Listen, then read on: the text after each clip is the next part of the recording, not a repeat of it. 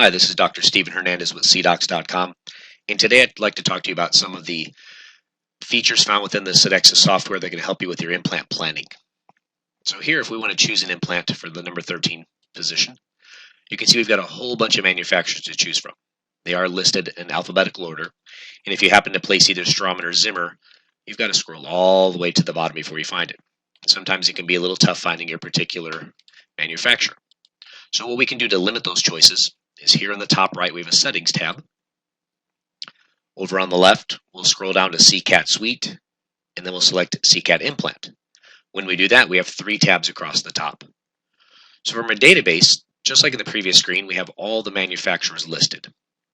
If we highlight one, it will list the implants that CCAT supports. And what we can do is simply designate a few of these manufacturers as our favorites, select favorites only.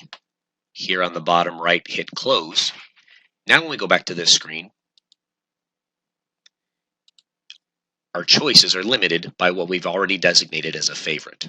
So that limits our choices, makes it a little bit easier to peruse. You don't have to spend as much time selecting an implant. Going back to our previous screen, second tab here is a safety margin. I suggest 1.5 and 2, but please feel free to use what you'd like. 1.5 millimeters lateral distance will ensure that we have adequate distance from an adjacent tooth, and it also, if we have 2 implants planned next to each other, gives us 3 millimeters of space between the adjacent implants. 2 millimeters I like apically, that keeps me safe from the nerve, but again, these are completely adjustable. You can put them wherever you'd like. If you find that this line here is a little bit tough to see and you wish it were a little more bold and it popped out, we can go back to where we were before in implant,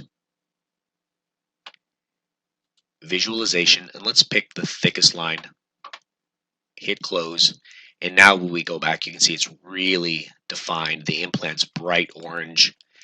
Definitely going to be able to see it a little bit clearer. If you think it's too much, obviously go back, visualization, pick something more in the middle. Whatever's best for you so you can see how close you are to an adjacent tooth, other implants, sinus, or nerve.